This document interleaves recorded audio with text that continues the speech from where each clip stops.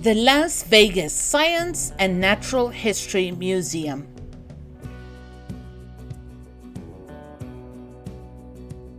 Back in the day, museums sent out hunters to find unique and unusual animals, and then to kill them to turn them into taxidermy displays. Immediately, with a modern eye, we can see the problem here. Unique and unusual soon becomes rare and endangered, and killing them to stuff them does not help.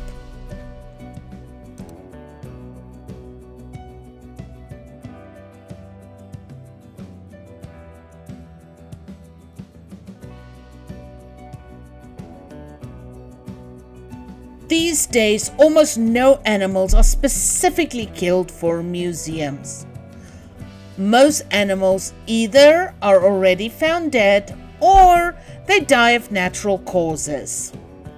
The fact is that just like us, animals have a limited lifespan, and if we act quickly, these animals can be preserved.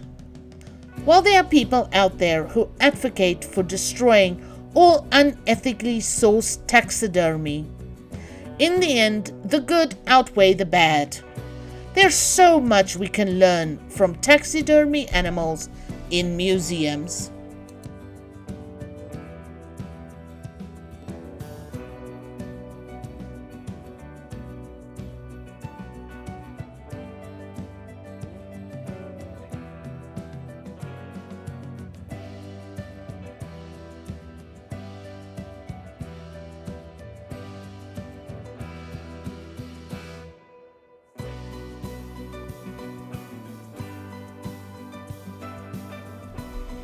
The impact of preserved animals in museums go way beyond just entertainment.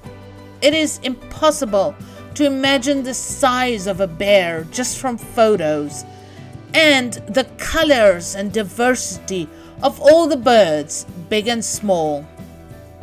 There's so much we can learn from all the animal galleries in the Las Vegas Science and Natural History Museum.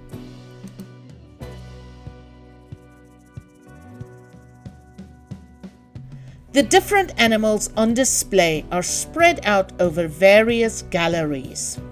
They range from individual animals in special display cases to vast tableaux filled with lots of different animals that would have been found together in a particular environment. I think the museum does a really good job of presenting animals as an ecosystem, rather than just isolated oddities in their own display case.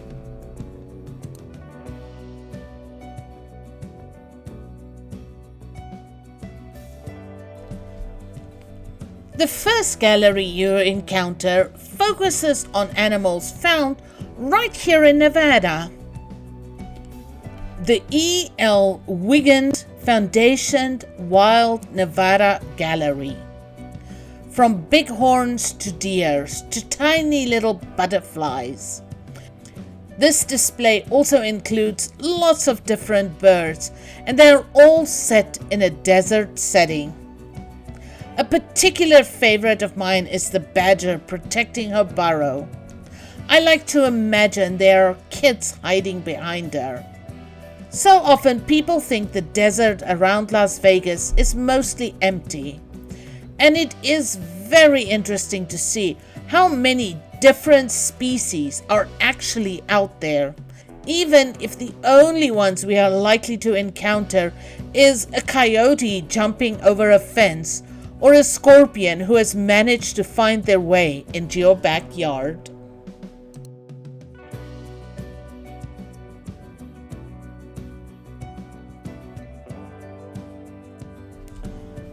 I highly encourage everyone to spend some time looking at the various displays in the hallways. This is where we find the unusual and the exotic.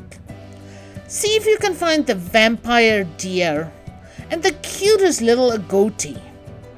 Apparently, half the deer out there have huge canines, Why, I ask you, why?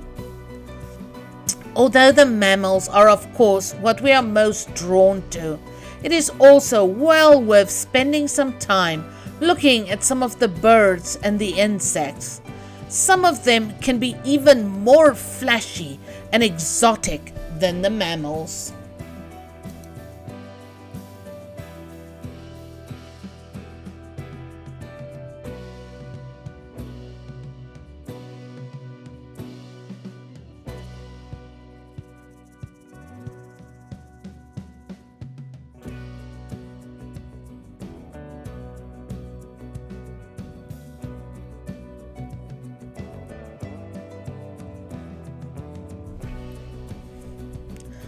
Downstairs there's the Gary and Matthew Prim African Savannah Gallery.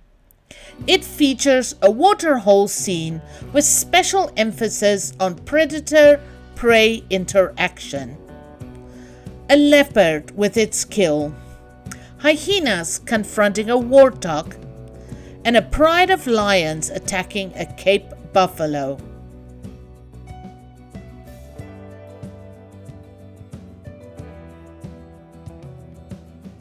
Strangely enough, this is not as one-sided a battle as the tableau would suggest.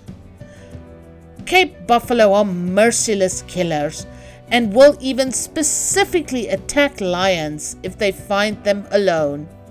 They account for a fair amount of lion deaths in Africa every year.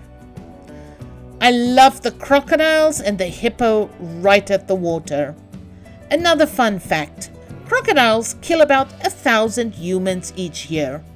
Hippos kill about 500.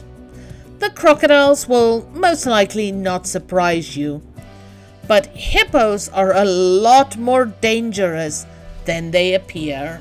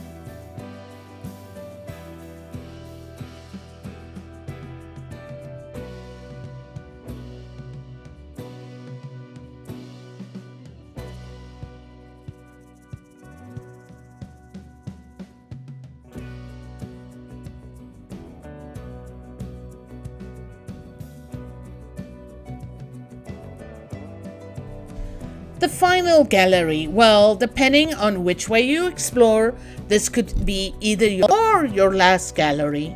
It's often used for special displays. All around the edges are animals from all over the world. It is an impressive array of animals from so many continents and climates. Here you can marvel at the size of a buffalo or a bear, also an eland or a tiger. Honestly, there are just too many to take in just one visit. Every time I visit, I find yet another animal and think, was that always here?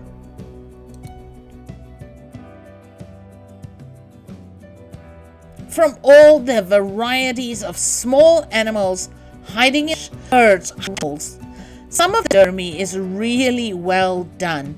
The animals seem almost alive. Some, not so much.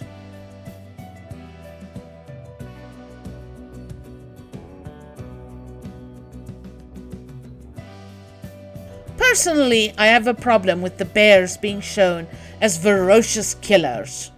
Not that they're not dangerous, but that sensationalized portrayal are remnants of a different time, where people wanted to come and be slightly terrified.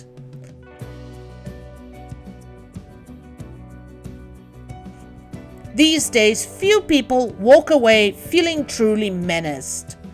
But the idea of these animals as mindless killing machines remain. Did you know that 80 to 90% of most bears' diets are vegetation? Not the polars, of course, but a lot of the black bears and even the grizzlies.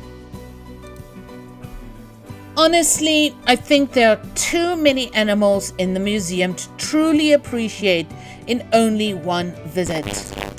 Every time I bring friends to visit, especially of course friends with children, I myself choose one animal that I've never heard of before, and I look it up online and learn a bit more about it. That means I can sound smart on subsequent visits when I share some fun facts about obscure animals, but really it's for myself. I like to find out more, and it makes the endless parade of animals so much more interesting.